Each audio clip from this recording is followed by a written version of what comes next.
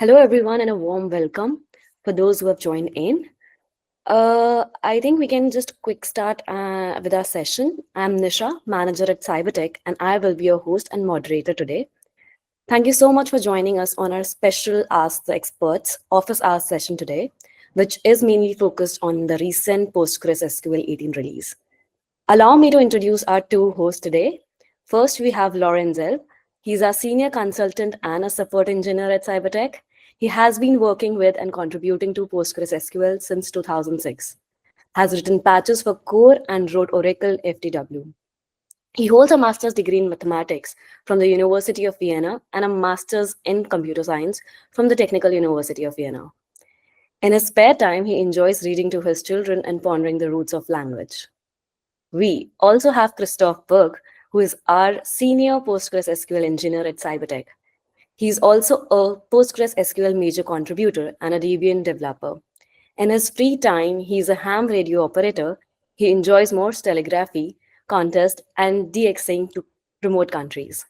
It's a modestly successful bridge player and an occasional geocacher. Welcome to both of you. Hello, glad to be here. Same for me. All right. I think it's time to open the floor and begin our discussion. As a reminder, this is going to be an interactive live session, so please feel free to ask your questions at any point of the discussion. But before we jump into the audience questions, I would like to kick things off by getting the immediate reaction to the new release from both Lauren and Christoph. Lauren and Christoph, I would start with both of you. Which feature of PostgreSQL 18 are you personally most excited about and why? So for me, it's actually a very simple one. We've finally enabled checksums by default. Checksums have been around for a long time. I think they were introduced in something around Postgres 10. Now we're in Postgres 18, and yeah, we finally enabled them by default, so everyone gets the protection that's coming with them. Yeah, of course, we have to see how much performance it is eating and how many new support cases there will be coming, but anything that checksums is catching might have been silent corruption elsewhere, so that change is a good one. Okay, my tongue-in-cheek answer would be that my favorite feature is two-number conversion of Roman numerals.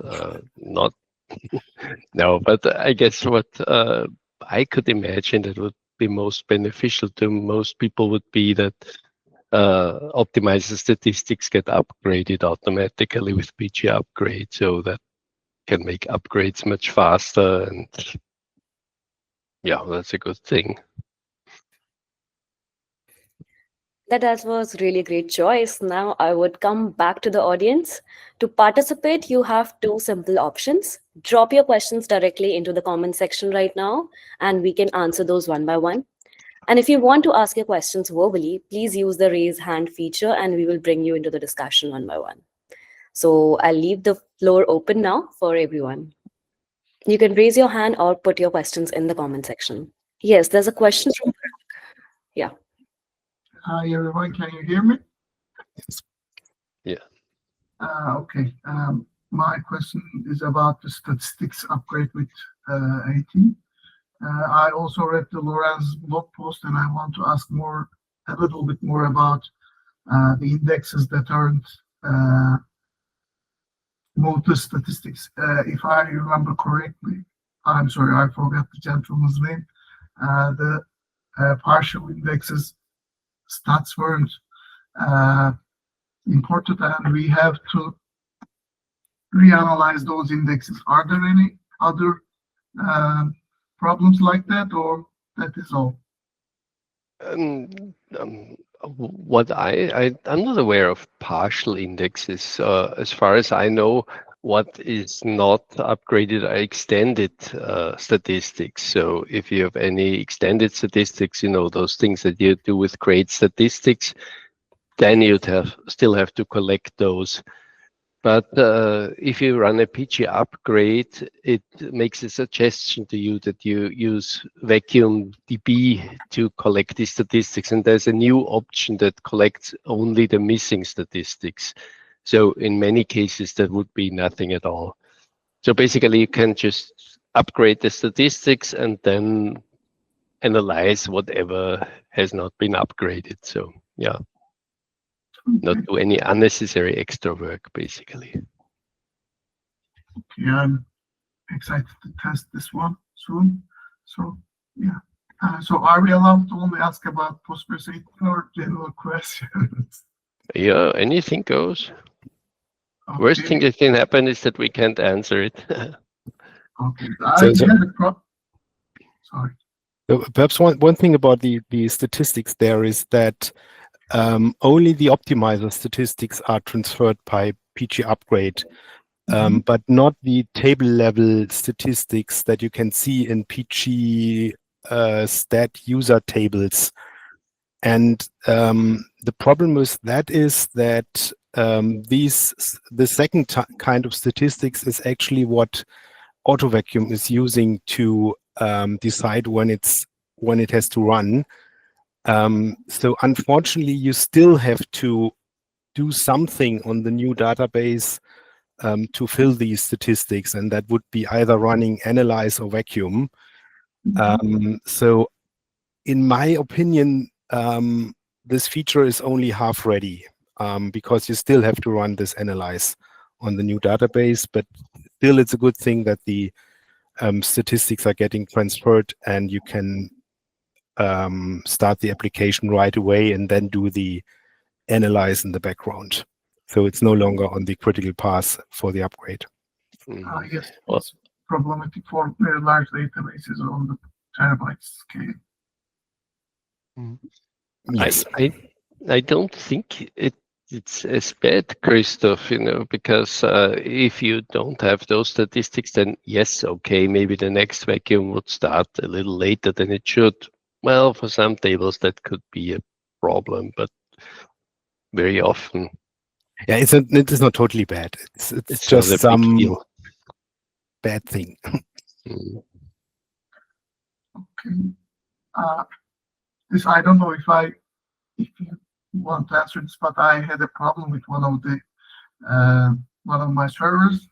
My problem is that when I checked, I see Postgres processes using a lot of RAM, and when I checked with PMAP, I see that they are addressing the 0 parts a lot of the time, and they are not releasing it. Actually, these are the idle processes, and most of the time, size is consistent with the shared buffers.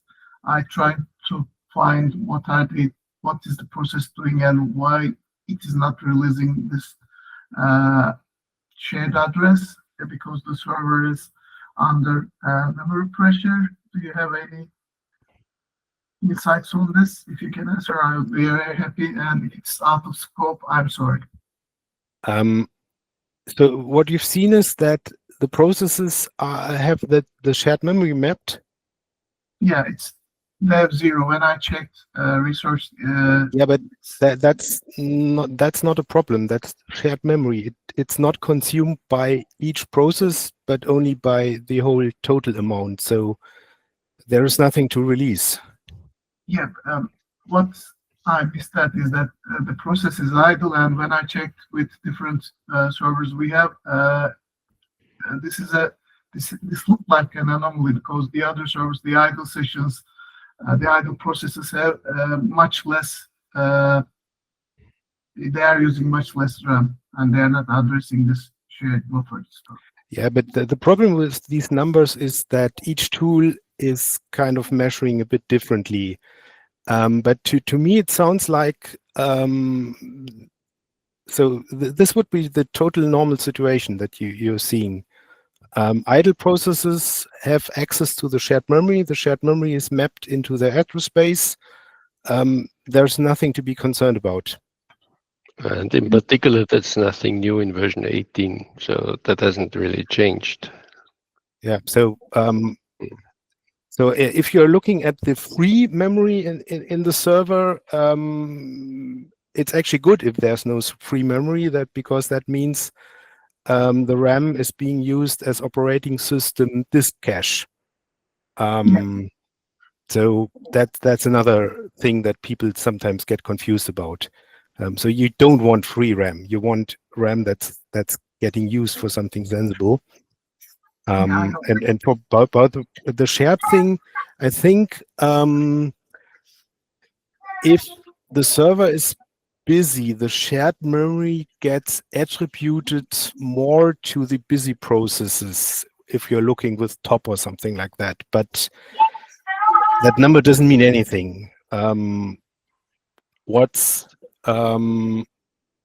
What you have to look at is, I mean, that's also part of the resident set size, which would be the number to look for. I think recent Linux versions have introduced more flavors of these numbers. I think it's called something like usable set size, or actually I forgot what they are calling it. There is a proportional set size, yes, but that's kind of divided by the number of processes attached to the shared memory segment.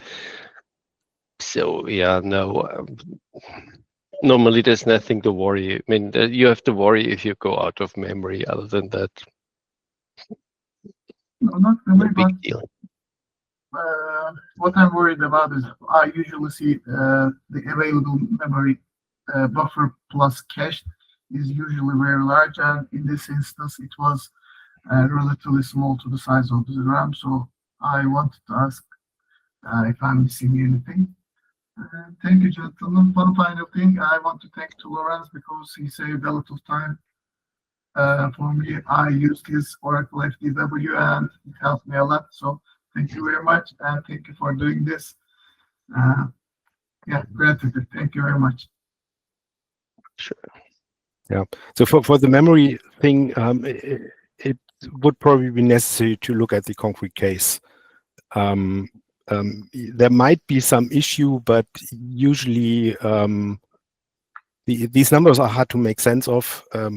That's for sure. But in most cases, it's not actually a memory leak, but just an artifact of how the tool is measuring or the kernel is measuring. So there's memory leaks in Postgres are actually rare. They do happen, but it's not something common. I checked it. Thank you.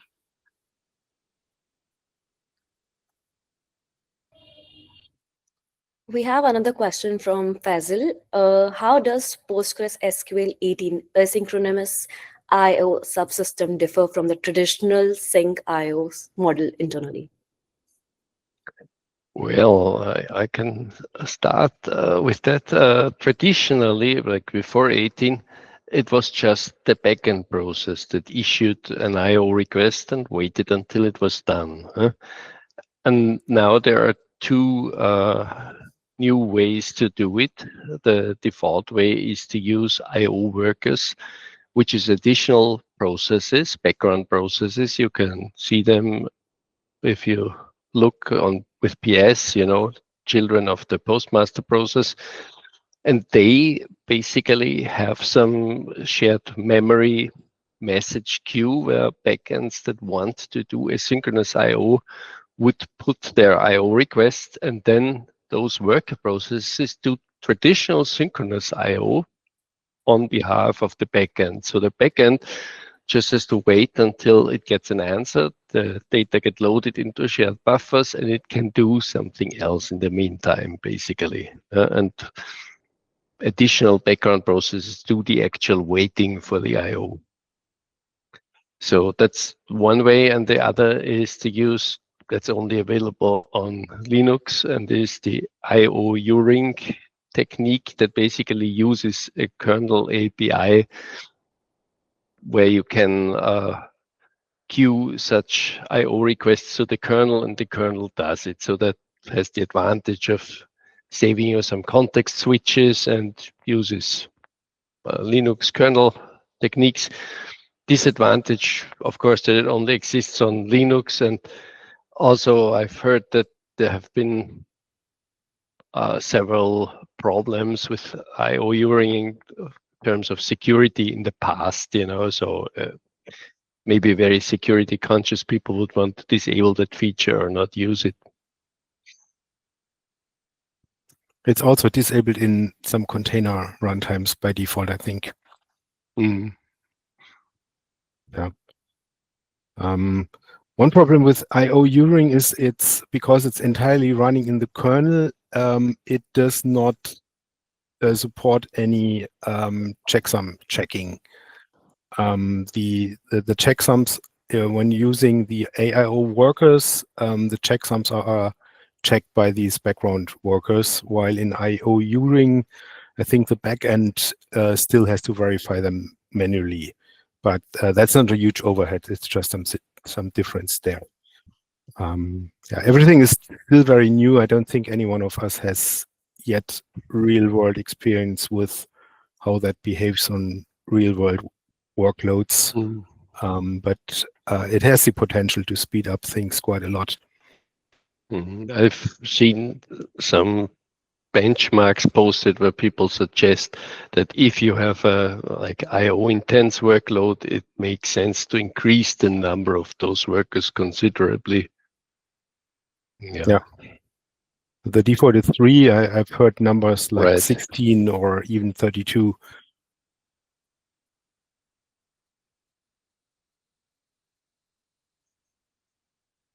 But I don't have any feeling yet for which kinds of workload it really helps.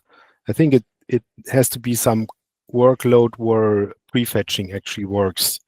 So for sequential scans, it would probably work or something like that. But for index scans that are more like random I/O, where you don't know what to read next before actually getting to that page, it would possibly not help very much. Yeah, they are not yet supported by that anyway. So currently it's only sequential scans, bitmap index scan, bitmap heap scans, which are kind of sequential like, But I'm sure that, index only scans could certainly benefit. That's probably material for the future.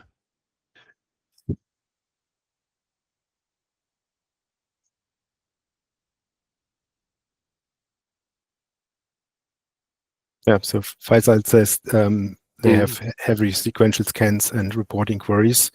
Yeah, try it and report back what happens. Hopefully everything gets a bit faster. Yeah, I mean, benchmarks say it really makes a difference. It's much faster, but yeah, reality will show. I'm sure it's a move in the right direction.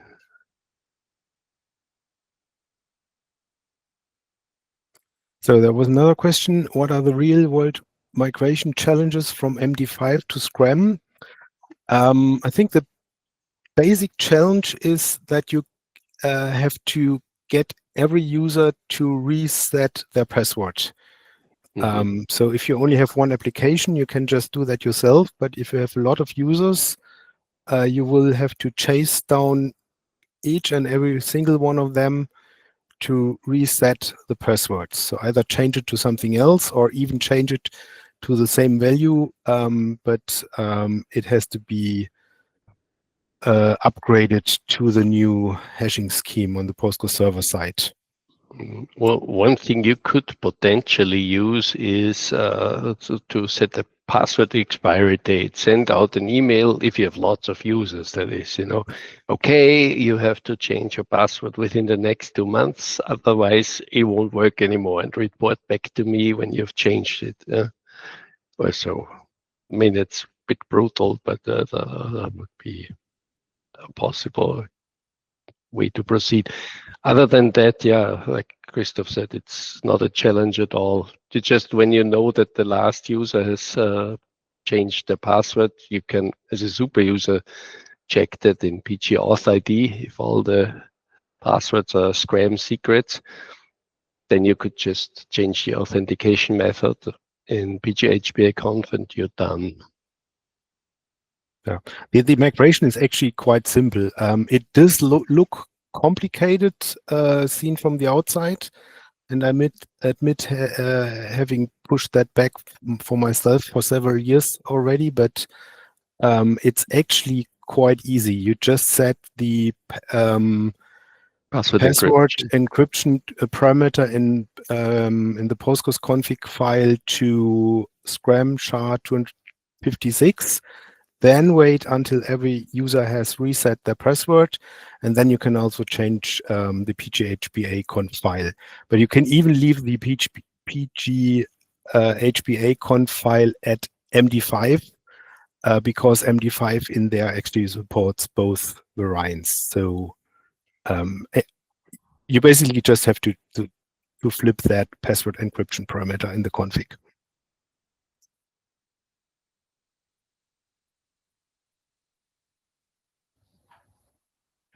We have another question from Evgenia.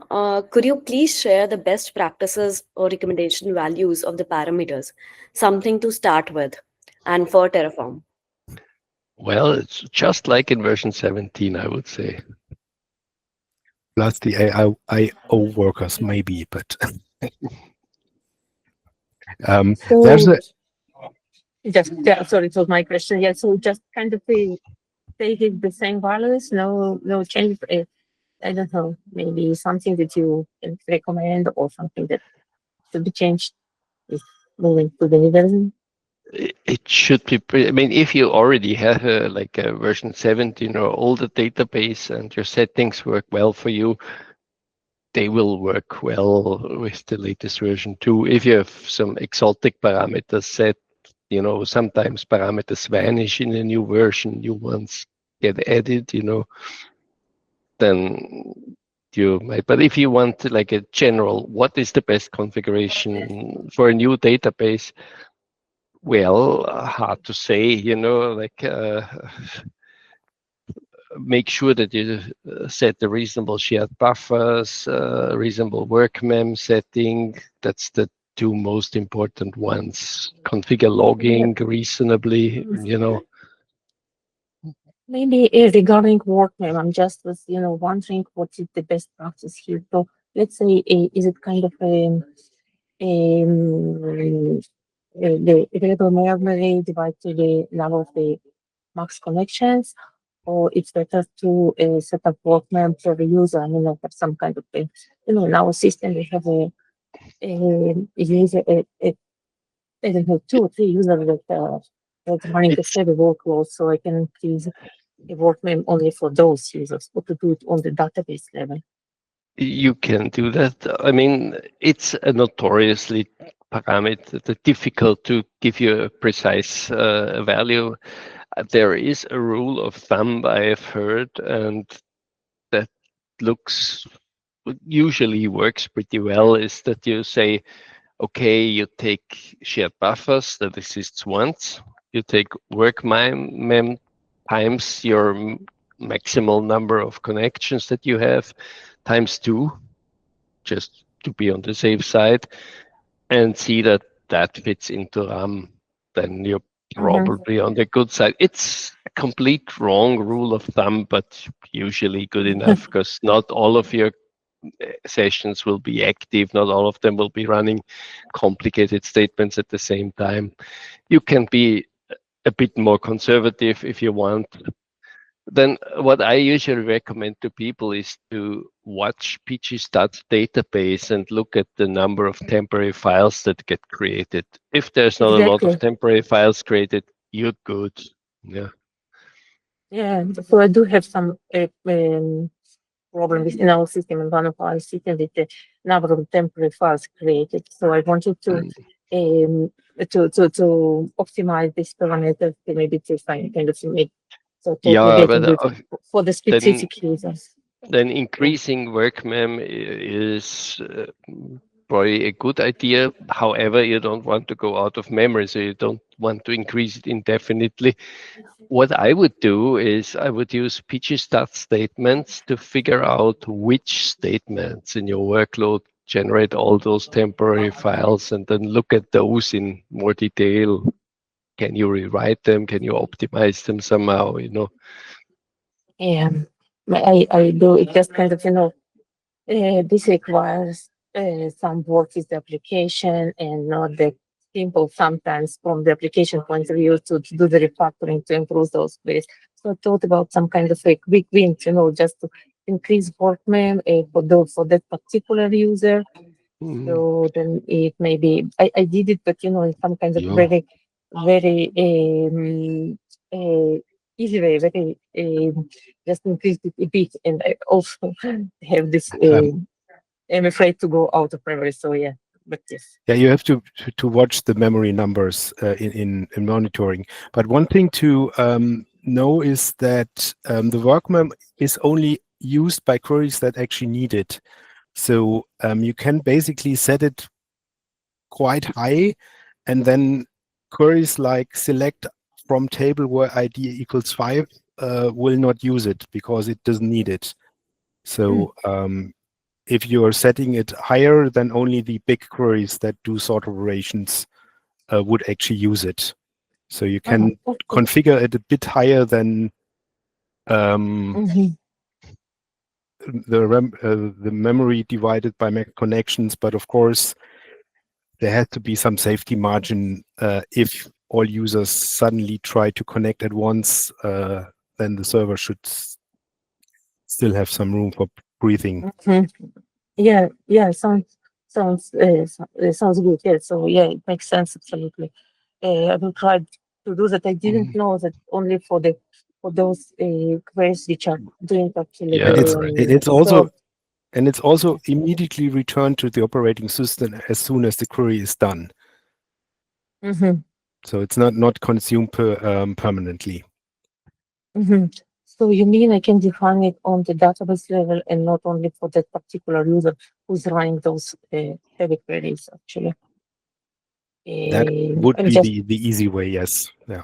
It's, as Laurenz said, it's perhaps the parameter that is the hardest to make a recommendation for, because it totally depends on the workload. Everything else is kind of standard and there are rules of thumb, but workload is, we don't know. Oh, I also wanted to ask regarding if there's any recommendations about the parameters which are related to the replications.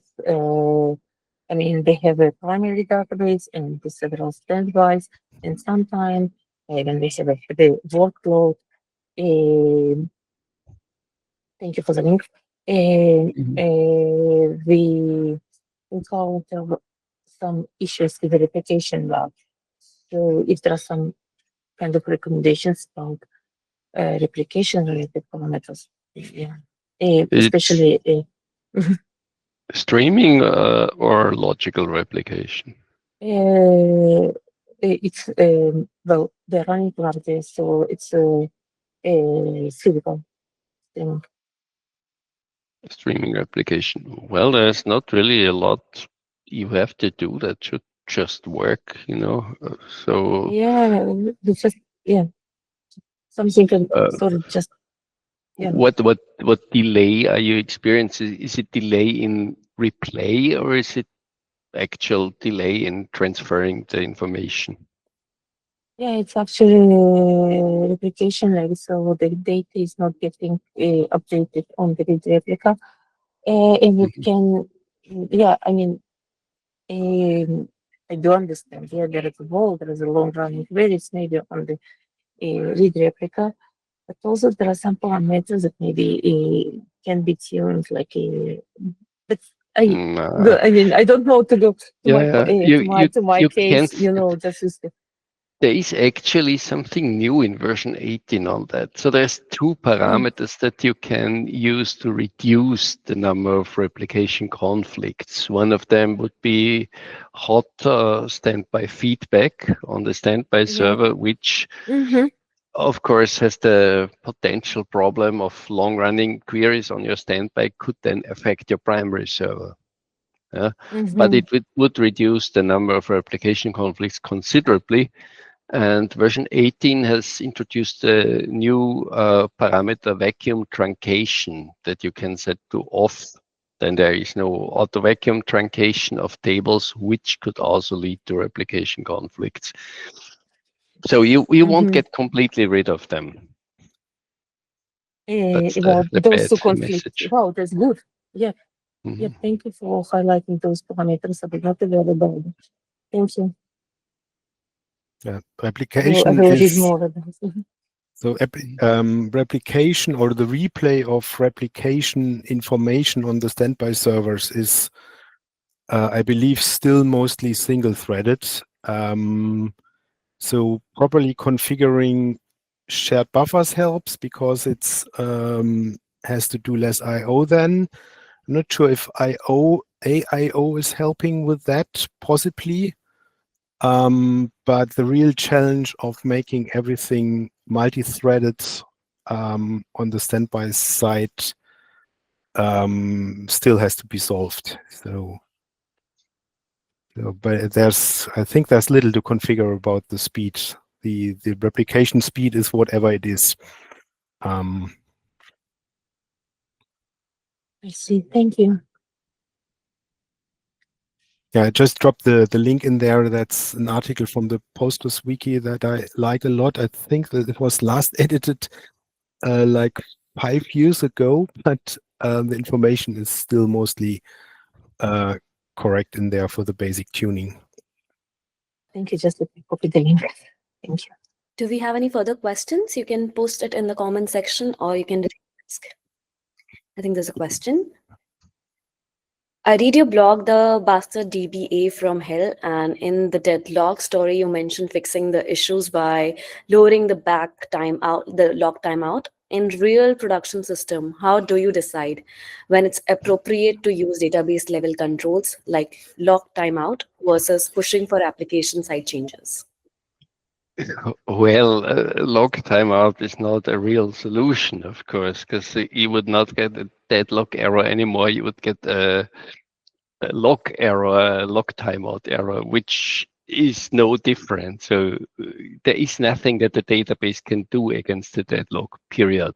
You know, that can only be changed on the application side.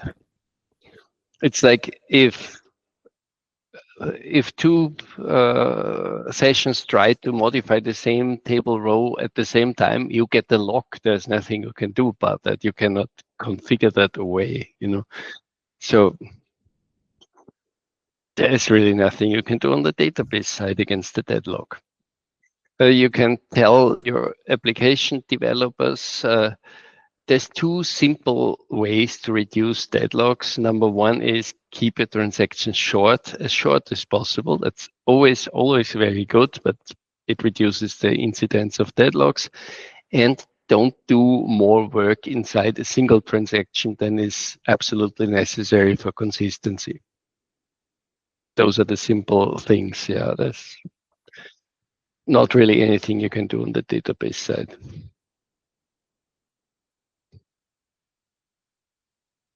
Sorry. Yeah, so at that point, it's a hard problem and you have to talk to people. So it's people, the database and the application people really have to talk to each other. If you want to avoid that, it's not getting better. Oh, there's an interesting question. Yeah. So how do you balance being strict and still collaborate well with users?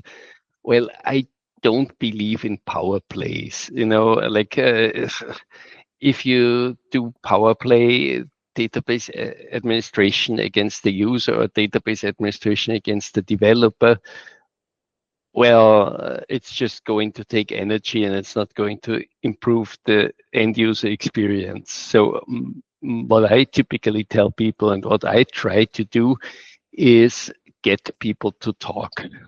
You know, so sit together, try to understand what's going on. You know, my impression and experience from, for example, teaching courses is that most of the time people disagree because they're lacking information. Yeah. So if you talk to people and tell them what is the potential problem with what you're trying to do. So how does that work? What is actually going on? What are the potential problems? And you can get people to listen and to understand what's going on. They will say, and as they discover some understanding and appreciation for the way the things happen inside the database, well, they will naturally be open to other suggestions, and same for you, that DBA also should listen to what the needs of the users are. I mean, the database is not something that's there. It's not a self-purpose, it's fun to play with, admittedly, yeah, but like without users and without applications, there's no point in running a database. So yeah, we just serve, as database administrators. To understand each other, understand what the other's problems are, and then try to solve them together. That usually works. I think that most of the time things develop into power play if different departments don't talk to each other. Like they're sitting in separate buildings or separate countries, and there's little exchange and understanding for each other and each other's problems, and that leads to trouble. I mean, there's always idiots out there. There's people with whom you just cannot talk, but most of the time, just spreading knowledge and getting people on board and sharing ideas will get you further, because eventually most people are interested in the complete system to work well. I wouldn't know what to add. So maybe to be concrete, I mean, let's say we have problems with long-running transactions. Yes, you would eventually set some idle in transaction session timeout, to prevent transactions from staying open forever. Yeah? But there's no point in, triggering lots of errors in the application. That's not going to help anybody, So Yeah, perhaps just explain why you think something is a problem and why is something like idle in transaction session timeout is being set to, let's say, 1 hour, and then people will hopefully understand. And then if someone is saying, okay, I need this to be 2 hours because I'm doing it like this, and then you can say, yes, okay, that's a reason, let's change it. Okay, you tried that, it didn't work. Well, if you tried talking to the people and it didn't work, then get a different job. I mean, maybe the people are wrong that you're working with. I don't know, like sometimes the structure of the company is bad. Sometimes it's just difficult. Sometimes people are just unwilling for whatever reasons. Well, what can you do? Yeah. Do we have any further questions? You can post it in the comment section, or you can directly ask it out. I'm sure Hans is willing to take a phone call from you.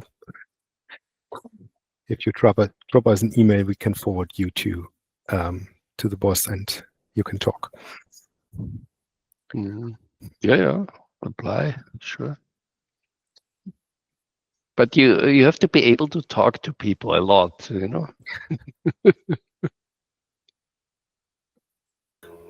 That's not my strong suit, unfortunately. Being willing to try is probably already. Yeah, actually, I talk a lot, but when people ignore, I get angry quickly, I guess. But if someone is willing to listen, I try to tell everything I know, but if not, then I don't know. Sometimes it's hard to communicate. Well, first you got to give people the feeling that you're really trying to help them. I do consulting work. So when you consult people with a database problem, it's a bit like being a therapist, like they come to you, and half of your job is to listen to people tell you their problems, being very understanding about it. And even if for whatever reason you can't really solve it, they have met somebody who understands the problem, they already feel much better. Yeah.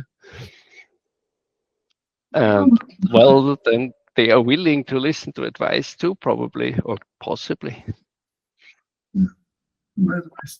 Till then other questions comes in, I think I would like to say everybody thank you for such great questions. I really appreciate the engagement. We still have a bit of time left, and since PostgreSQL 18 has generated a lot of interest, there are a few common questions we have been receiving from the customers in the community ahead of this release. So Christoph and Laurenz, I would like to use this time to cover some of those frequently asked questions and get your expert perspective on them as well.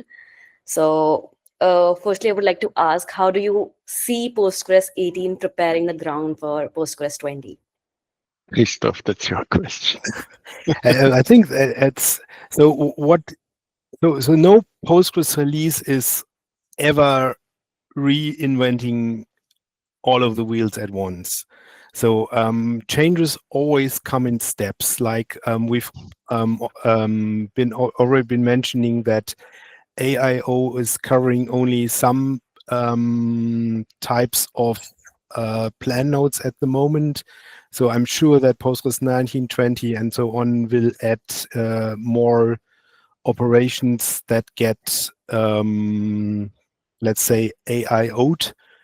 And it has been like that for all of the other features as well, like logical replication has been adding feature after feature over several releases. I think we finally got replication of sequences at some point. I lost track when that actually happened.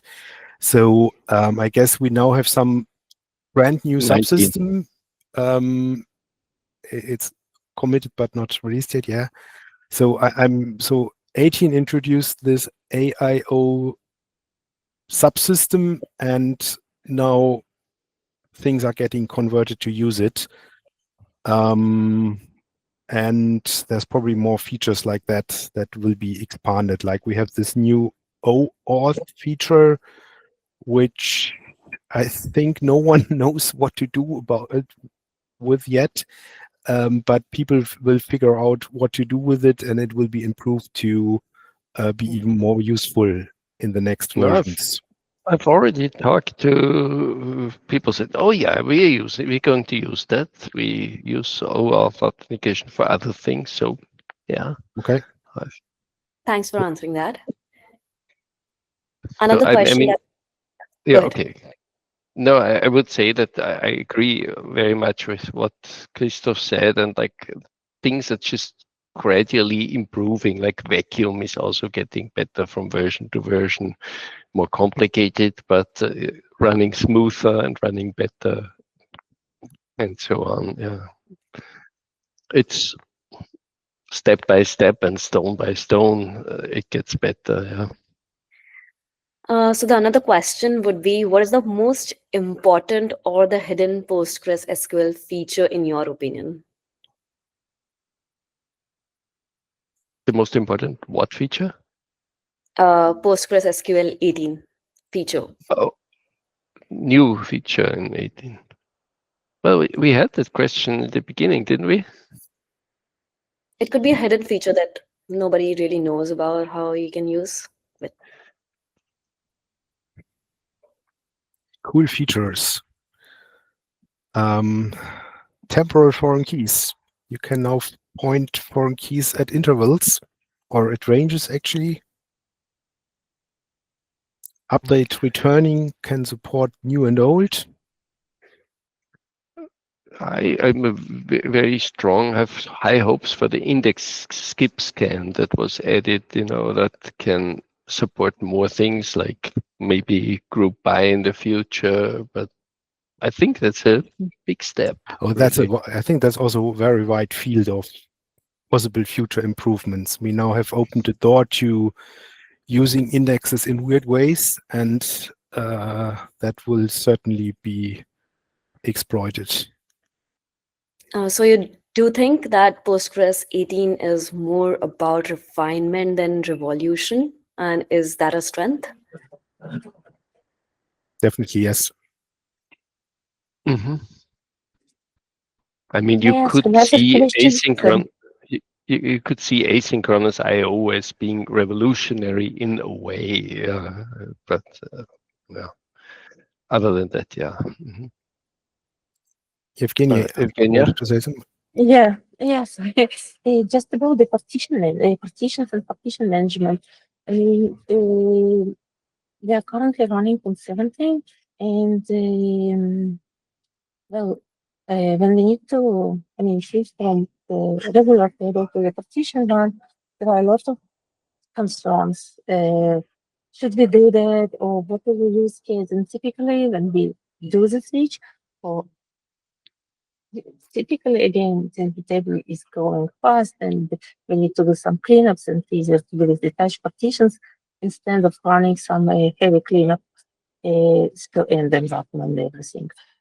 So, is there any improvements in partition, how partition work in a team? Maybe that's I- something that we can consider.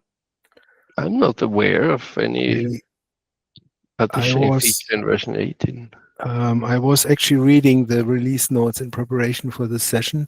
There are some mentions of partitioning there, but it was, I think, only related to things like you can't have unlocked partitions or something like that. So Yeah, there are yeah. some It corner was, cases tweaked, and there's also something. There's nothing generally new. So partitioning is also something that has been improving from version to version, but I don't think there's anything in 18 that improves things generally.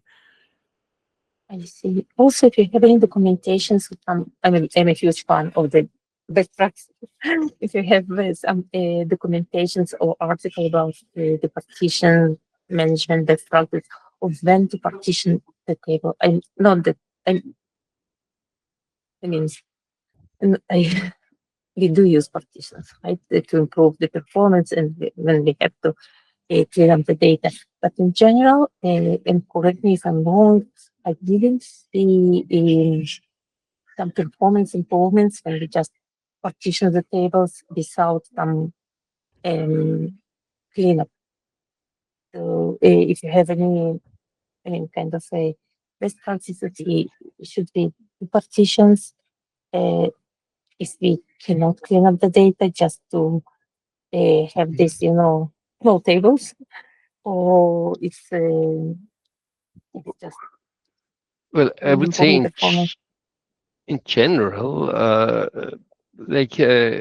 partitioning can improve performance, but it usually doesn't.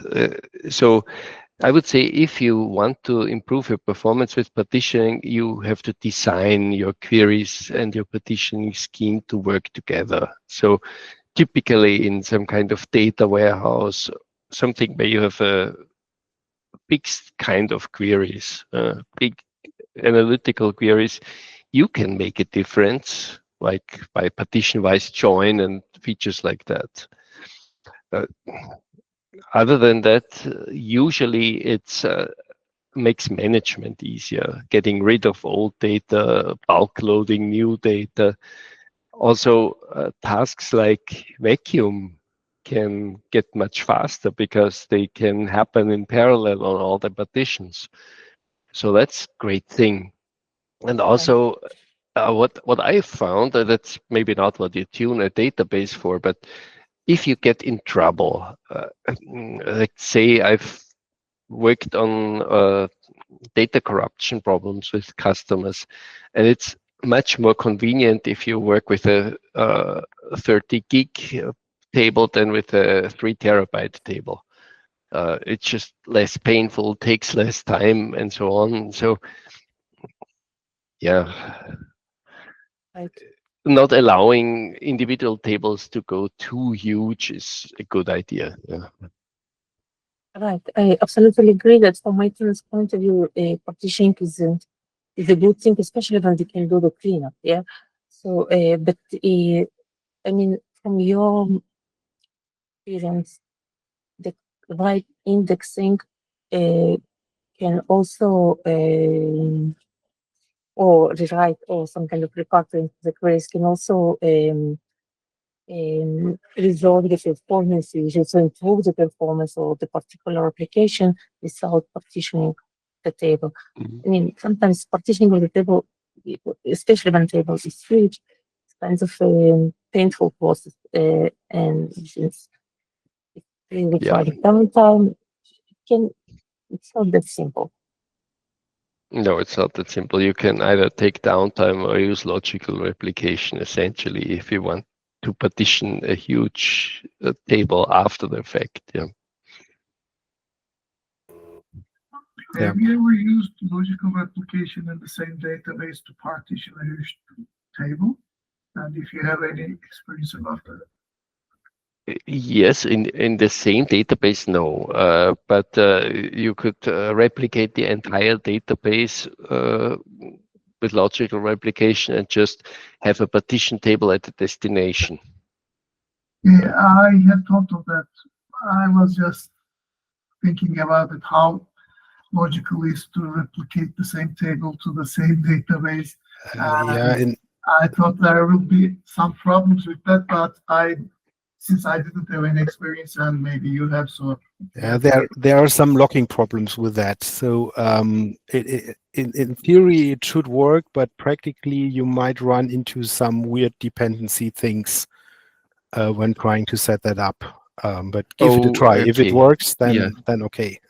No, different databases in the same cluster are no problem. The caveat that I know, is you have to create the replication slot before you create the subscription. So otherwise you'd get some kind of deadlock.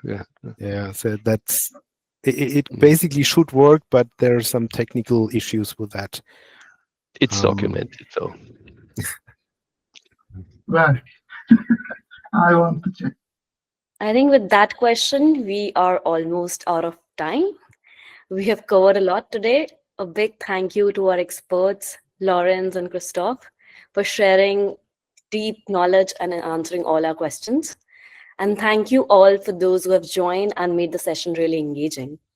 If we didn't get to your question today, or if you think one later, please don't worry, we want to help. You can always reach out to the CYBERTEC team directly via our website. Whether you are planning your PostgreSQL 18 migration, need a deep dive on the performance tuning, or require 24/7 support, we are here to ensure your database operations are smooth and successful. So keep an eye on your inbox for a follow-up email from us. We'll include a link to the session recording and any relevant resources we have mentioned today. Thank you again to everyone who joined us. Have a great day and happy holidays.